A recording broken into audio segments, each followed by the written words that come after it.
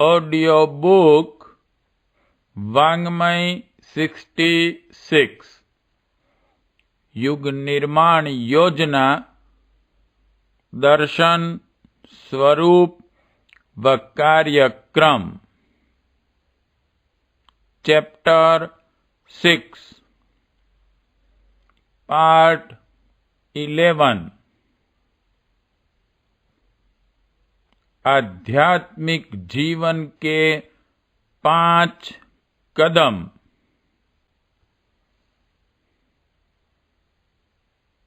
अध्यात्मवादी उज्जवल और उत्कृष्ट जीवन की गतिविधियां सामान्य नर पशुओं की तरह पेट और प्रजनन, वासना, तृष्णा पर आधारित नहीं होती, वरन उच्च आदर्शवादिता ही उनकी आकांक्षाओं और प्रेरणाओं की जननी होती है।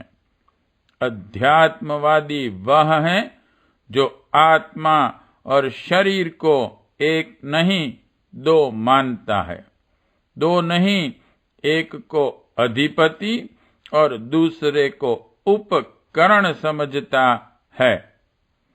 यह अंतर जिसकी दृष्टि में स्पष्ट हो गया वह काया की सुख सुविधा, इंद्रियों की लिप्सा और झूठी वाहवाही, शान शेखी को महत्व न देकर इस बात को महत्व देता है कि आत्म कल्याण और आत्म विकास जैसे महान प्रयोजन के लिए लाखों वर्षों बाद भूले हुए इस अमूल्य मानव जीवन का श्रेष्ठतम उपयोग कैसे करें। इसी धुरी के इर्द गिर्द उसकी आकांक्षा, अभिलाषा, विचारणा घूमती है और इसी प्रयोजन के लिए इसकी क्रिया पद्धति और रीति नीति का निर्धारण होता है। इस लक्ष्य की पूर्ति के लिए यदि शारीरिक सुविधाओं, भौतिक संपदाओं में कुछ कमी आती है तो उसे रत्ती भर भी रंज नहीं होता, क्योंकि वह जानता है कि शरीर एक उपकरण मात्र है। इसकी सुविधाएं घटती हैं तो आत्मा के उत्कर्ष का द्वार खुलता है। इससे हानि कम और लाभ अधिक है। इस मान्यता से प्रेरित जीवन को अध्यात्मवादी अथवा देव जीवन कह सकते हैं।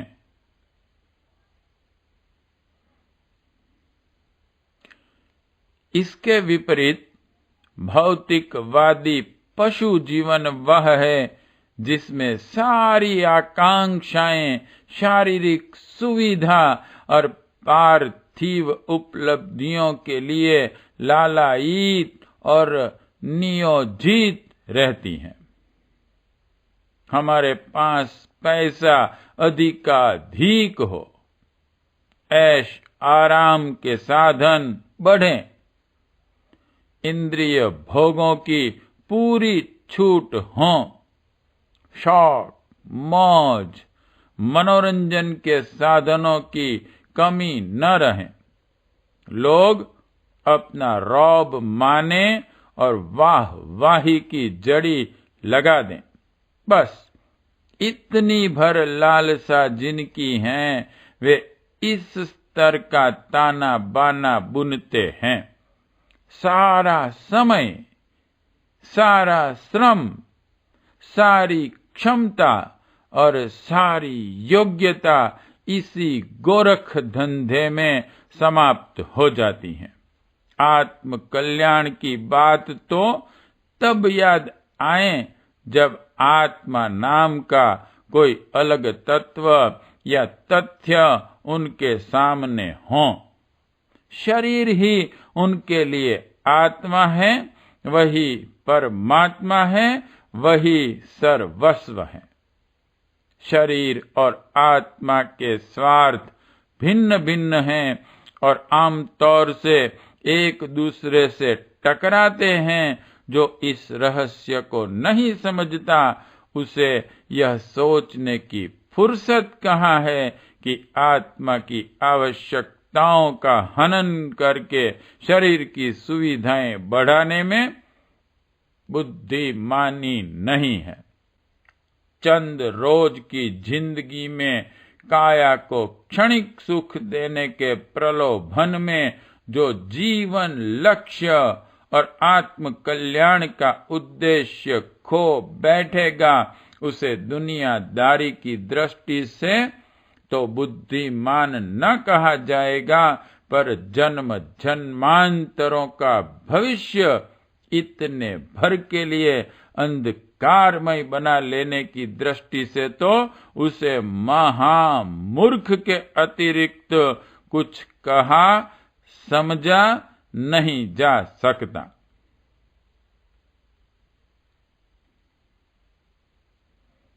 अध्यात्मवादी जीवन मनुष्य के गौरव की दृष्टि से, उज्जवल भविष्य की दृष्टि से, सामाजिक सुव्यवस्था की दृष्टि से और सर्वोपरि आत्म शांति और आंतरिक संतोष की दृष्टि से नितांत आवश्यक और अति महत्वपूर्ण है।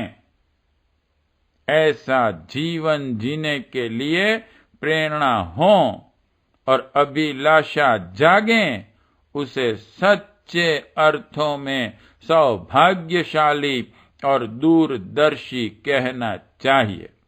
ऐसा दिव्य जीवन जीने के लिए किसी को कपड़े रंगने, घर छोड़ने या भीख मांगने या वेश बदलने की जरूरत नहीं है।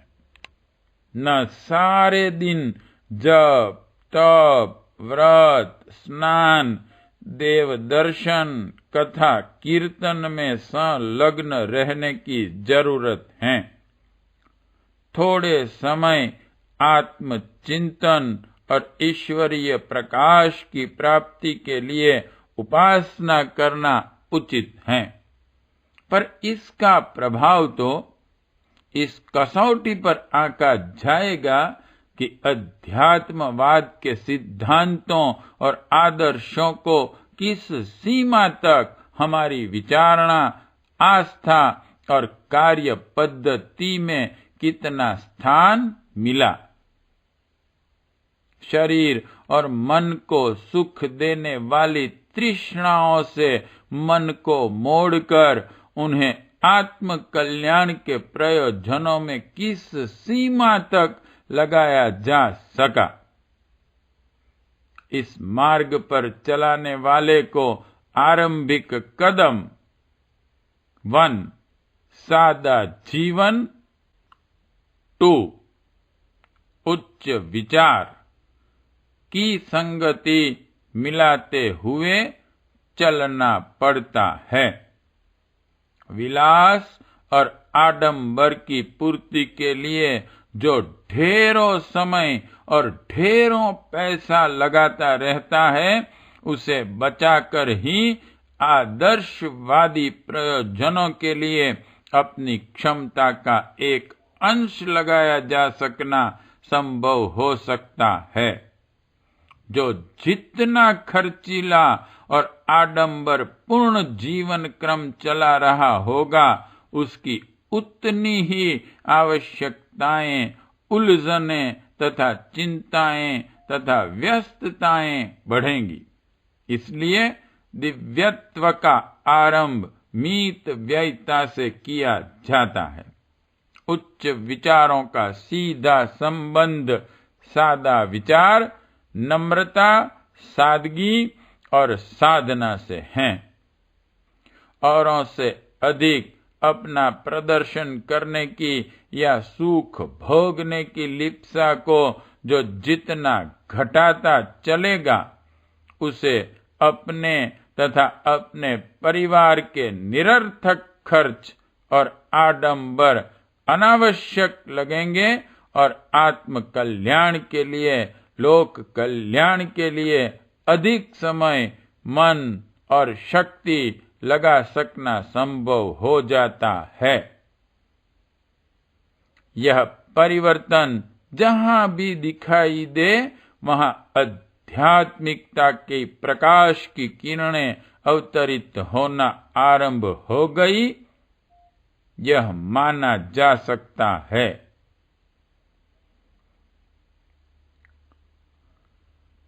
उपर्युक्त 2 चरणों के अतिरिक्त आध्यात्मिक जीवन के अगले 3 चरण और हैं, जो 3 मात्वत् परदारेषु, 4 परद्रव्येषु लोष्टवत्, 5 आत्मवत् सर्वभूतेषु के रूप में उठते हैं। यदि साहस पूर्वक इन्हें अपना लिया जाए तो इस यात्रा का आगामी क्रम आसानी से चल पड़ेगा। जितनी कठिनाई है वह उपरोक्त आरंभिक 5 चरणों में ही है। स्त्रियों के प्रति पवित्रता की उच्च भावनाएं रखना अध्यात्मवादी के लिए आवश्यक और स्वाभाविक है। नर और नारी में तत्वतः कोई अंतर नहीं। दोनों की शारीरिक मानसिक बनावट में यत्किंचित ही अंतर है। प्रजनन की आवश्यकता पड़ने पर काम क्रीड़ा की उपयोगिता हो सकती है, पर सामान्य समय में जिस प्रकार पुरुष पुरुषों के प्रति, नारी नारियों के प्रति काम विचार मन में नहीं लाते, उसी प्रकार नर और नारी में भी परस्पर स्वाभाविक भावना बनी रह सकती है। कामुक दृष्टि विशुद्ध रूप से एक मनोविकार है, जो संभव असंभव का विचार छोड़कर उच्छृंखल मृग तृष्णा में अकारण मन को भटकाता और सारे चिंतन तंत्र को अस्त व्यस्त एवं दूषित करके रख देता है। नर नारी की और नारी नर की शारीरिक, मानसिक, आत्मिक सुंदरता एवं महानता को देखें, समझें और प्रसन्नता व्यक्त करें, इसमें हर्ज नहीं। पर यदि कामुकता, उपभोग, जुगुप्सा जैसी शोषक एवं पतनोन्मुख दृष्टि से एक दूसरे को देखें तो वह दृष्टि दोष असंख्य मानसिक एवं सामाजिक उलझने, विकृतियां उत्पन्न करेगा। नारी को आयु की दृष्टि से माता, बहिन और पुत्री की दृष्टि से देखना चाहिए। अपनी पत्नी को सखा, सहचर, मित्र और भाई जैसे समता वर्ग में रखा जा सकता है। कामुकता की पाप दृष्टि नितांत अनावश्यक और अस्वाभाविक है। प्रजनन के लिए उपयुक्त अवसर पर कुछ समय के लिए अपने दाम्पत्य जीवन में थोड़ी आवश्यकता पड़ सकती है। उसके अतिरिक्त शेष सारा समय और सारा मन भिन्न लिंग वाले व्यक्ति के प्रति स्वाभाविकता और पवित्रता में ही ओतप्रोत रहना चाहिए। यह दृष्टि शोधन ही सच्चे अर्थों में ब्रह्मचर्य है।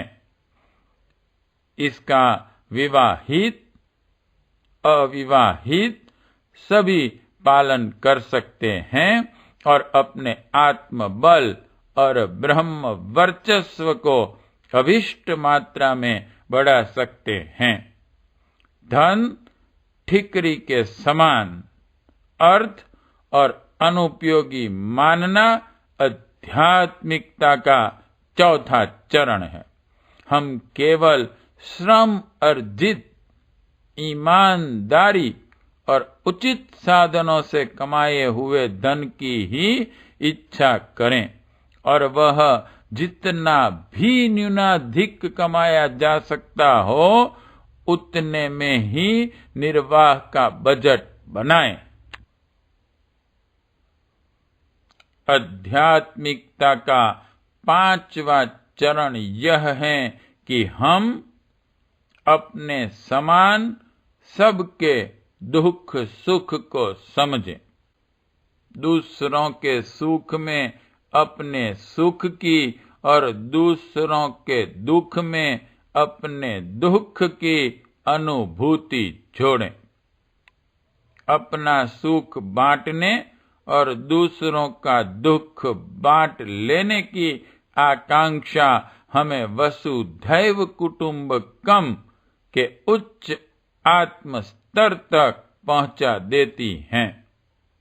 पीड़ित मानवता की सेवा करने की इस स्थिति में उत्कट अभिलाषा जागती है और अपने चारों ओर बिखरे पड़े पिछड़ेपन, अज्ञान, अनाचार, पाप और पतन को हटाकर उसके स्थान पर मानवीय देव आदर्शों की प्रतिष्ठा करने का उल्लास उमड़ता है। आत्मवत सर्वभूतेषु की भावना से ओतप्रोत मनुष्य जिस तरह अपने व्यक्तिगत कष्टों और अभावों को दूर करने के लिए प्रयत्नशील रहता है, उसी तरह व्यापक क्षेत्र में मानवता पर लगे कलंक को धो डालने और धरती पर स्वर्ग अवतरण जैसी परिस्थितियां उत्पन्न करने के लिए व्याकुल रहता है और क्षुद्र स्वार्थों की कीचड़ में से निकलकर लोक कल्याण के लिए अपने आप को समर्पित कर देता है। आत्मिक जीवन जीने वाले को उपयुक्त 5 कदम उठाने का जैसे ही साहस हुआ कि उसकी अगली मंजिल सहज ही पूरी होने लगती है और आत्मा को परमात्मा के रूप में परिणित करने का प्रत्यक्ष आनंद इसी जीवन में मिलने लगता है। प्रश्न 1. अध्यात्मवादी की आकांक्षाओं एवं प्रेरणाओं का मूल स्रोत क्या होता है? 2. अध्यात्मवादी या देव जीवन किसे कहते हैं? 3. भौतिकवादी जीवन क्यों महत्वपूर्ण है? 4. जीवन में सदाचार, नम्रता, सादगी एवं साधना की क्यों आवश्यकता है? 5. आध्यात्मिक जीवन के 5 प्रमुख तत्वों पर प्रकाश डालिए। 6. दृष्टि दोष दूर करने के लिए क्या करना चाहिए? 7. दृष्टि शोधन से क्या समझते हो? 8. मित व्ययिता एवं ईमानदारी क्यों आवश्यक हैं? 9. आत्मा को परमात्मा के रूप में परिणत करने का प्रत्यक्ष आनंद कब व कैसे मिलता है? पार्ट 11 समाप्त।